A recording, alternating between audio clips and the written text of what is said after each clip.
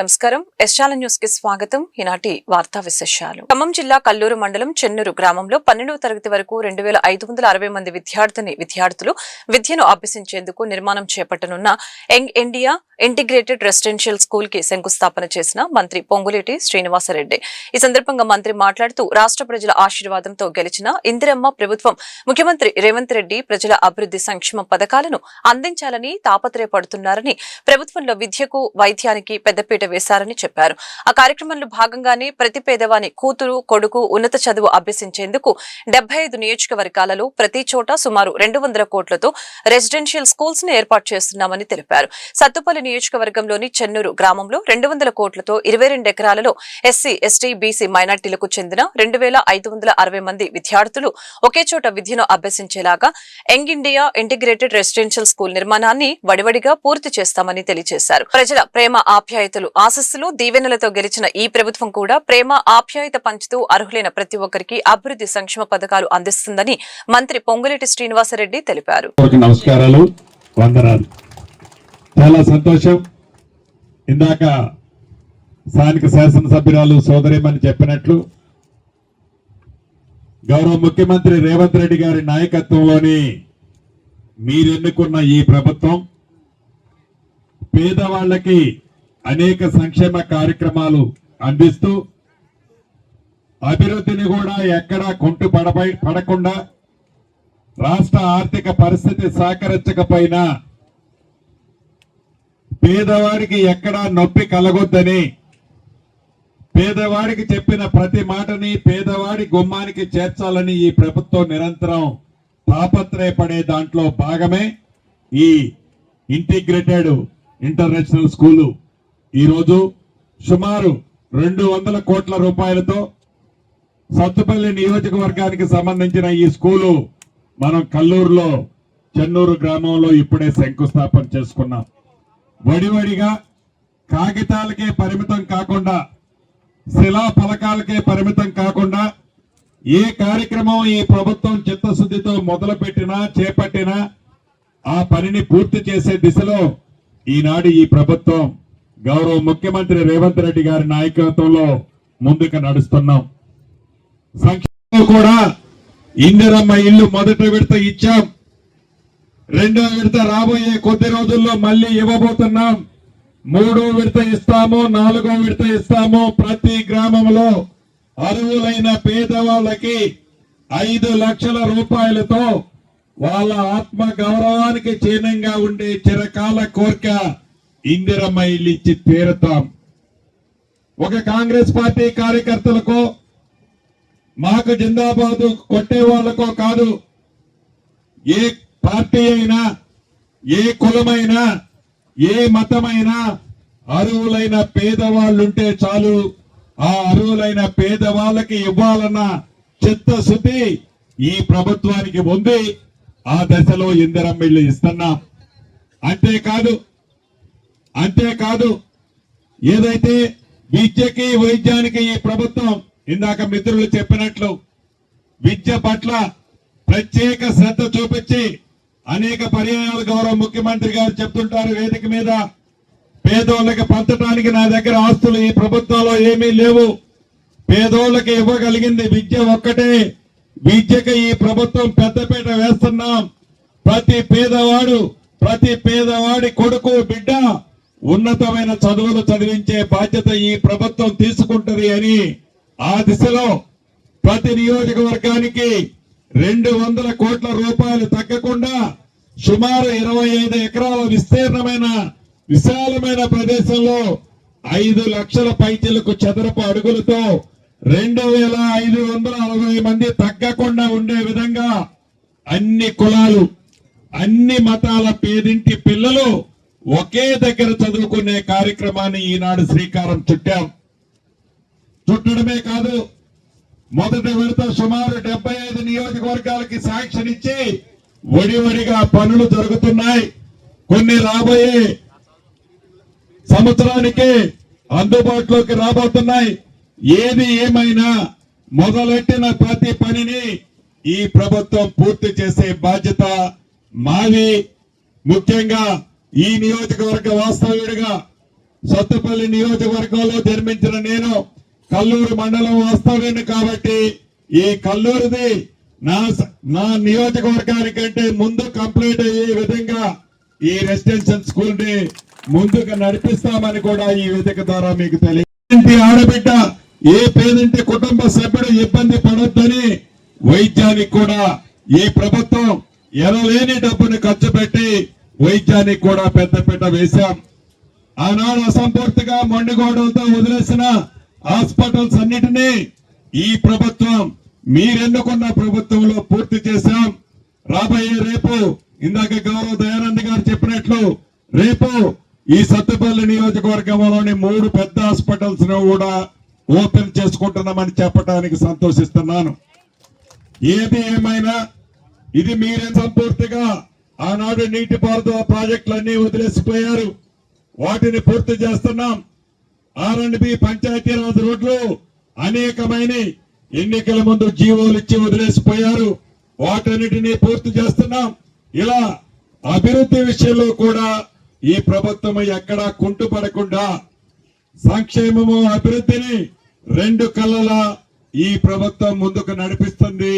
మీ గడిచిన అసెంబ్లీ ఎన్నికల తర్వాత వచ్చిన గ్రామ పంచాయతీ ఎన్నికల్లో కానీ మున్సిపల్ ఎన్నికల్లో కానీ రాష్ట్ర వ్యాప్తంగా ప్రజలు మళ్ళీ ఈ ప్రభుత్వాన్ని మనస్ఫూర్తిగా ఆశీర్వదించాగా మీ అందరికీ తెలుపుతూ కాంట్రాక్టర్ గారు కూడా ఈ వేదిక మీద నుంచి చెప్తున్నాను, వీలైనంత ఈ స్కూల్ ని యుద్ధ ప్రాతిపదిక మీద పూర్తి చేయాలని కూడా నియోజకవర్గానికి వచ్చినప్పుడల్లా ఈ ప్రాంతానికి వచ్చి పరిశీలిస్తానని కూడా వేదిక ద్వారా కాంట్రాక్టర్ గారికి తెలియజేస్తున్నాను. చివరగా మిత్రుడు ఇస్తున్నాడు కల్లూరు నియోజకవర్గం చేయాలని, అది మన చేతిలో ఉండేది కాదు. తప్పకుండా రీఆర్గనైజేషన్ జరిగేటప్పుడు సమీకరణలు ఎలా కలిసి వస్తాయో దాని ప్రకారం ఉంటుంది, కానీ అది రాష్ట్ర ప్రభుత్వం అనౌన్స్ చేసేది కాదు. కాబట్టి దయచేసి ఈ ప్రభుత్వం మనస్ఫూర్తిగా తెలుపుతూ దీనికి ఏదైతే రోడ్డు ఉందో రోడ్డుకి సంబంధించిన రైతులు కూడా ఎవరు నిరుత్సాహపడద్దు. మీకు భూమి కింద భూమి కావాలంటే భూమి ఇస్తుంది ప్రభుత్వ భూమి. ఎందుకంటే విద్యుత్ సంస్థలో తమ న్యాయమైన సమస్యల్ని పరిష్కరించాలని డిమాండ్ చేస్తూ సమ్మెబాట పట్టిన ఆర్టిజన్లు నేడు భారత రాజ్యాంగ నిర్మాత డాక్టర్ బిఆర్ అంబేద్కర్ జయంతిని పురస్కరించుకొని వినూత్నంగా నిరసన వ్యక్తం చేశారు. తమ గోడును వినేలాగా పాలకులు యాజమాన్యంపై ఒత్తిడి తేవాలని కోరుతూ భారీ ర్యాలీ చేపట్టారు. పాల్వంచ KTPS నుండి విద్యుత్ ఆర్టిజన్స్ పెద్ద ఎత్తున ర్యాలీగా బయలుదేరారు.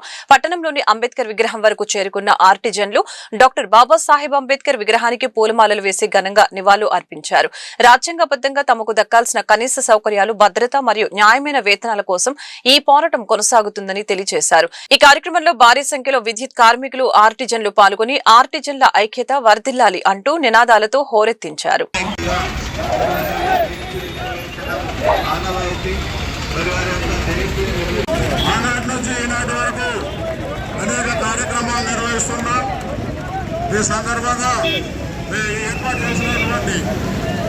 ఈ జయంతి కార్యక్రమంలో పాల్గొన్న ప్రతి వారు వారందరికీ సంయమనం పాటించినట్లయితే కార్యక్రమం మంచిగా జరుగుతుంది. ప్లీజ్ దయచేసి ఎవరు కృష్ణారెడ్డి గారిని మాట్లాడవచ్చు. విద్యుత్ సంస్థలో తమ న్యాయమైన సమస్యల్ని పరిష్కరించాలని డిమాండ్ చేస్తూ సమ్మెబాట పట్టిన ఆర్టిజన్లు నేడు భారత రాజ్యాంగ నిర్మాత డాక్టర్ బిఆర్ అంబేద్కర్ జయంతిని పురస్కరించుకొని వినూత్నంగా నిరసన వ్యక్తం చేశారు. తమ గోడును వినేలాగా పాలకులు యాజమాన్యంపై ఒత్తిడి తేవాలని కోరుతూ భారీ ర్యాలీ చేపట్టారు. పాల్వంచ KTPS నుండి విద్యుత్ ఆర్టిజన్స్ పెద్ద ఎత్తున ర్యాలీగా బయలుదేరారు. పట్టణంలోని అంబేద్కర్ విగ్రహం వరకు చేరుకున్న ఆర్టిజన్లు డాక్టర్ బాబాసాహెబ్ అంబేద్కర్ విగ్రహానికి పూలమాలలు వేసి ఘనంగా నివాళులు అర్పించారు. రాజ్యాంగబద్ధంగా తమకు దక్కాల్సిన కనీస సౌకర్యాలు, భద్రత మరియు న్యాయమైన వేతనాల కోసం ఈ పోరాటం కొనసాగుతుందని తెలియజేశారు. ఈ కార్యక్రమంలో భారీ సంఖ్యలో విద్యుత్ కార్మికులు, ఆర్టిజన్లు పాల్గొని ఆర్టిజన్ల ఐక్యత వర్ధిల్లాలి అంటూ నినాదాలతో హోరెత్తించారు.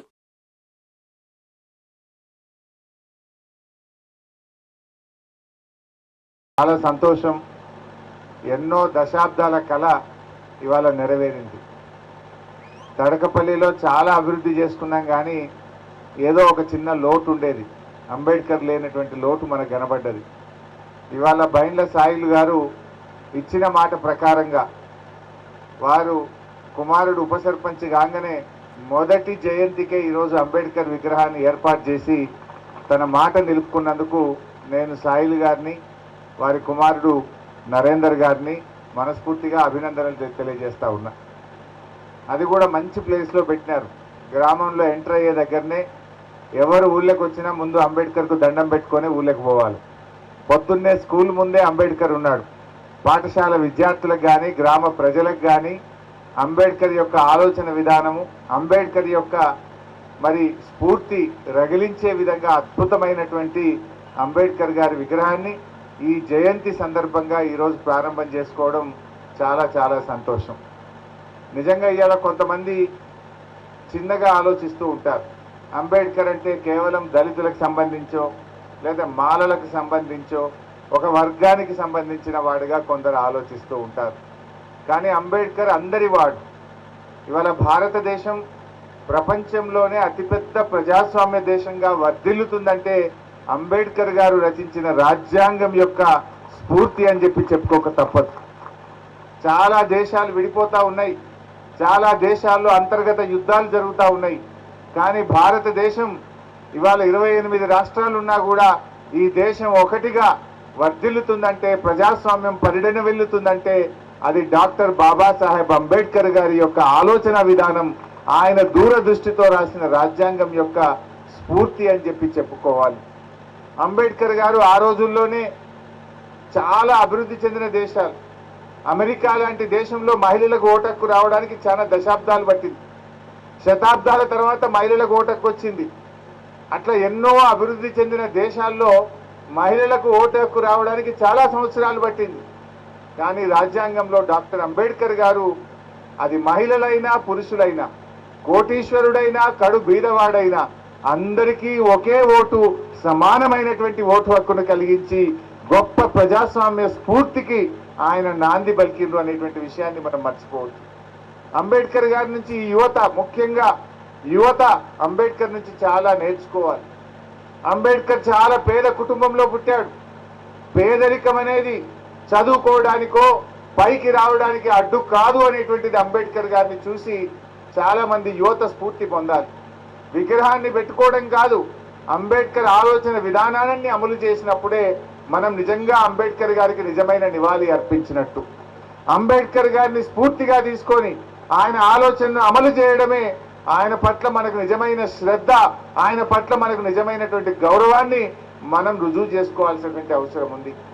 అంబేద్కర్ చదువుకునేటప్పుడు చాలా కష్టాలు పడ్డాడు. కరెంటు లేని రోజుల్లో దీపం పెట్టుకొని చదువుకున్నాడు. ఎన్నో కష్టాలు పడి ఎన్నో అవమానాలను ఎదుర్కొని ఒక్కొక్క మెట్టు ఎదుగుతూ విదేశాల్లో పోయి చదువుకున్నాడు. భారతదేశానికి తిరిగి వచ్చి ఈ దేశములో నా అణగారిన వర్గాల కోసం నేను కృషి చేస్తా అన్నాడు. ఆయన కొలంబియాలో చదువుకున్నాడు, లండన్లో చదువుకున్నాడు. ఆయనకు కావాలంటే అద్భుతమైన ఉద్యోగాలు అక్కడే దొరికేది. ఆయన సుఖంగా బతకాలనుకుంటే, ఆయన మంచి జీవితం పొందాలంటే అమెరికాలోనో లండన్లోనో బతుకుండేవాడు. కానీ నా చదువు నా కోసం కాదు, నా అణగారిన వర్గాల కోసం, నా దేశం కోసం అని చెప్పి అంబేద్కర్ గారు తిరిగి వచ్చిండు. ఈ దేశంలో దళిత బలహీన వర్గాల కోసం ఆయన ఎంతగానో కృషి చేసినాడు. అలాంటి అంబేద్కర్ను మనం కూడా ఇలా ఆదర్శంగా తీసుకొని ముందుకు పోవాలి. చాలా మంది చదువుకున్నారు. అంబేద్కర్ పెట్టిన భిక్ష ఇవాళ రిజర్వేషన్లు. ఎస్సీ ఎస్టీలు ఇవాళ విద్యావంతులు ఉద్యోగులుగా ఉన్నారంటే, ఎమ్మెల్యేలుగా ఎంపీలుగా మంత్రులుగా ఉన్నారంటే అది డాక్టర్ బాబాసాహెబ్ అంబేద్కర్ గారు పెట్టినటువంటి భిక్ష. ఆయన భిక్షతో పదవుల్లో వచ్చిన వాళ్ళు, ఆయన యొక్క ఇచ్చిన రిజర్వేషన్తో విద్యా ఉద్యోగాలు పొందిన మనము ఆయన నిజమైన వారసత్వాన్ని కొనసాగించాలంటే ప్రజలను చైతన్యపరచాలి, ప్రజలను మేల్కొల్పాలి, ప్రజలకు తమ హక్కులను తెలియజెప్పేటువంటి బాధ్యత ఈ తరం యువత, ఈ తరం విద్యావంతులు, ఉద్యోగులు దాన్ని ముందుకు తీసుకొని పోవాల్సినటువంటి అవసరం ఉంది. అప్పుడే అది సాధ్యమవుతుంది. అంబేద్కర్ ఒకటే చెప్పిండు, బోధించు, సమీకరించు, పోరాడు అని చెప్పిండు.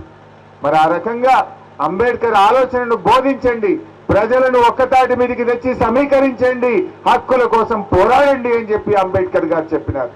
మరి మనం ఈ పండగ ఒక్కరోజు జరుపుకోవడమే కాదు, ఈ పండగ 365 రోజులు ఆయన ఆలోచన విధానాన్ని అమలు చేయడం కోసం కృషి చేయడంలోనే నిజమైనటువంటి పండగ ఉంది. ఆనాడు కేసీఆర్ గారి ప్రభుత్వం ఎస్సీ ఎస్టీ సప్లైన్ తెచ్చి డబ్బులు ల్యాబ్స్ కావద్దు, ఏ సంవత్సరమైనా తప్పిపోయి ఖర్చు కాకపోతే క్యారీ ఫార్వర్డ్ చేసి వచ్చే సంవత్సరం కూడా ఆ నిధులు ఖర్చు పెట్టాలని చెప్పి ఒక చట్టాన్ని తెచ్చింది ఆనాడు బీఆర్ఎస్ ప్రభుత్వం. ఆ రకంగా కేసీఆర్ గారు దళితుల్లో ఒక అభ్యున్నతి రావాలని దళిత బంధు లాంటి పథకాన్ని దేశంలో ఎవరు ఆలోచించని విధంగా తెచ్చారు. అదేవిధంగా ఎస్సీ గురుకుల పిల్లలు చదువుకోవాలని ఈ రాష్ట్రంలో పెద్ద ఎత్తున ఎస్సీ గురుకుల పాఠశాలలు ప్రారంభించారు. ఆడపిల్లలు చదువుకోవాలంటే రూములు కిరాయికి ఇస్తలేరు, ఆడపిల్లల చదువులు మధ్యలో ఆగిపోతున్నాయని దేశంలోనే మొదటిసారిగా 50 మహిళా రెసిడెన్షియల్ డిగ్రీ కాలేజీలు ఈ తెలంగాణ రాష్ట్రంలో ఆనాటి బీఆర్ఎస్ ప్రభుత్వం ప్రారంభించింది. ఇట్లా ఎస్సీల అభ్యున్నతి కోసం ఎన్నో మంచి కార్యక్రమాలు జరిగాయి. మరి కొత్తగా అధికారంలోకి వచ్చిన కాంగ్రెస్ ప్రభుత్వం ఎస్సీ డిక్లరేషన్ పెట్టింది. ఎస్సీ ఎస్టీ డిక్లరేషన్ పెట్టి అనేక హామీలు ఇచ్చింది, కానీ 2.5 సంవత్సరాలైనా ఒక్క హామీ కూడా అమలు కాకపోవడం నిజంగా చాలా బాధాకరం. ఆనాడు కేసీఆర్ గారు దళిత బంధు కింద 10 లక్షలు ఇస్తే మేము 12 లక్షల రూపాయలు ఇస్తామన్నారు. కానీ 12 లేదు, 10 లేదు, ఒక్కరికి కూడా ఇచ్చినటువంటి పరిస్థితి లేదు. అదేవిధంగా చదువుకున్న పిల్లలకు 10వ తరగతి పాస్ అయితే 10,000, ఇంటర్మీడియట్ పాస్ అయితే 25,000, డిగ్రీ పాస్ అయితే 1,00,000, పీజీ పిహెచ్డి చేస్తే 2 లక్షలు ఇస్తాం ఎస్సీ ఎస్టీ విద్యార్థులకు అన్నారు. ఒక్క విద్యార్థికి ₹1 ఇచ్చినటువంటి పాపాన పోలేదు. పైగా పిల్లలకు ఫీజు రియంబర్స్మెంట్ డబ్బులు కూడా ఇవ్వకపోవడం వల్ల పిల్లల చదువులు ఆగిపోతున్నాయి. పిల్లలకు సర్టిఫికెట్లు రాక ఎస్సీ ఎస్టీ బీసీ పిల్లలు ఇవాళ చాలా ఇబ్బంది పడుతున్నటువంటి పరిస్థితి ఉన్నది. ఎస్సీ కార్పొరేషన్ డమ్మీ చేసిండ్రు. ఎస్సీ కార్పొరేషన్ కు 2,130 కోట్లు బడ్జెట్ లో పెట్టిండ్రు. ₹1 ఖర్చు పెట్టలేదు. ఒక్కరికి కూడా. భారతదేశం ప్రపంచంలోనే అతిపెద్ద ప్రజాస్వామ్య దేశంగా ఎదుగుతుంది అంటే అది అంబేద్కర్ రచించిన స్ఫూర్తి అని కొనియాడారు మాజీ మంత్రి ఎమ్మెల్యే హరీష్ రావు.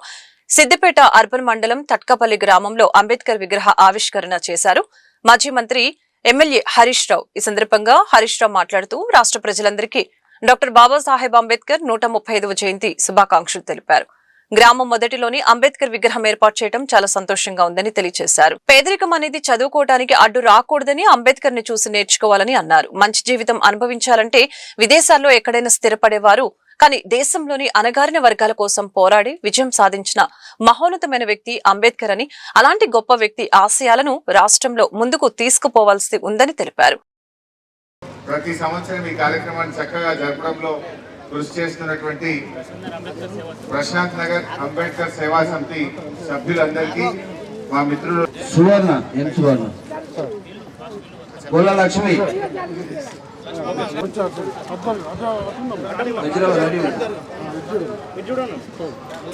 లలిత గారు, సతీష్ గారు, భీమసేన గారు, చంద్రన్న గారు, శంకర్ గారు, రామకృష్ణ గారు,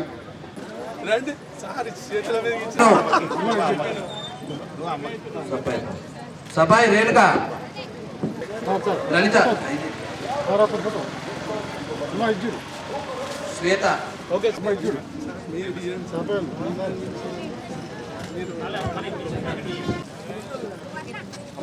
సపాయి రేణుక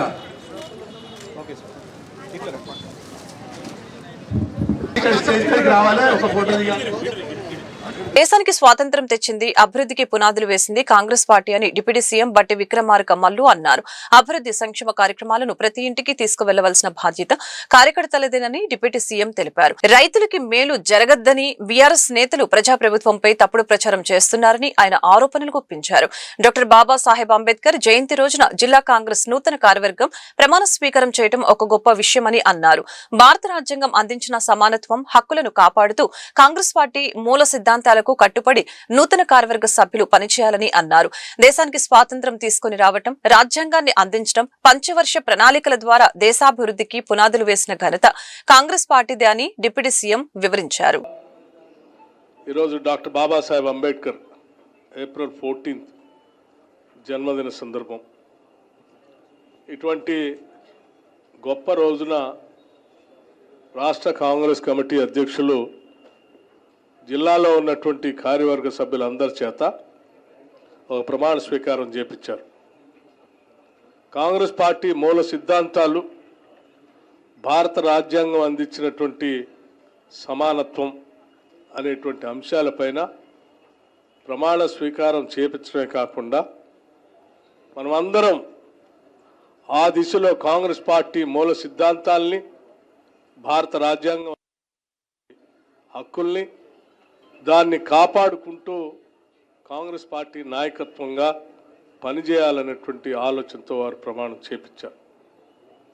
చేసినటువంటి ప్రమాణాన్ని ఒమ్ము చేయకుండా ఈరోజు ఈ బాధ్యతలు చేపడుతున్నటువంటి ప్రతి ఒక్కరు కూడా ఆ దిశలో కాంగ్రెస్ పార్టీ అభివృద్ధి కోసం, ప్రజా సంక్షేమం కోసం పనిచేయాలని చెప్పి మనస్ఫూర్తిగా మీ అందరినీ కోరుతూ ఈ బాధ్యతలు పొందుతున్నటువంటి మీ అందరికీ నా హృదయపూర్వకమైనటువంటి అభినందనలు కూడా తెలియజేస్తా ఉన్నాను. కారణం, ఈరోజు మీరు పొందేటువంటి పదవులు ఆషామాషి పదవులు కాదు.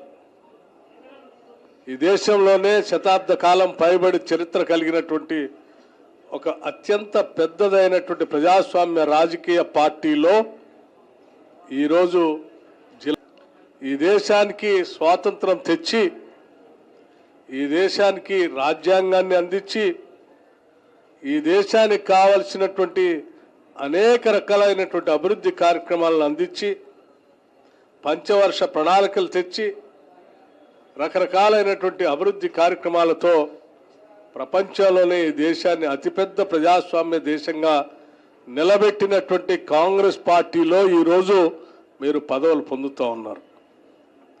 ఈ దేశంలో ఏ రాజకీయ పార్టీకి కూడా ఇంత ఘనమైనటువంటి చరిత్ర లేదు. ఈరోజు దేశాన్ని ఏలుతున్నటువంటి భారతీయ జనతా పార్టీ కూడా 1980 దశకంలో పెట్టినటువంటి ఒక రాజకీయ పార్టీయే. అట్లాగే ఈ రాష్ట్రాన్ని మొన్నటిదాకా ఏలినటువంటి రాజకీయ పార్టీ కూడా 2010 దశకంలో మొదలుపెట్టినటువంటి పార్టీయే. సో ఈరోజు ఉన్నటువంటి ఏ రాజకీయ పార్టీ తీసుకున్నా కాంగ్రెస్ పార్టీకి ఉన్నటువంటి చరిత్ర కానీ, త్యాగాలు కానీ, ఈ దేశం కోసం, సమాజం కోసం పనిచేసినటువంటి విధానం కానీ ఎక్కడ ఏ పార్టీకి కూడా లేదు. అటువంటి పార్టీలో ఒక సామాన్య కార్యకర్త పనిచేయటమే మన అదృష్టం. అటువంటిది ఈరోజు ఆ పార్టీకి నాయకత్వం వహించడం ఇంకా గొప్ప విషయం. అటువంటి నాయకత్వం వహించేటువంటి అవకాశాన్ని ఈరోజు జిల్లా కాంగ్రెస్ కమిటీ అధ్యక్షులు నూరి సత్యనారాయణ గారు, అట్లాగే రాష్ట్ర కాంగ్రెస్ కమిటీ అధ్యక్షులు వారి ఆమోదంతో ఈరోజు ఈ అవకాశం మీ అందరికి కల్పించారు. ఈ వార్తలు ఇంతటితో సమాప్తం. మరొక బులెటిన్ మళ్ళీ కలుద్దాం. నమస్కారం.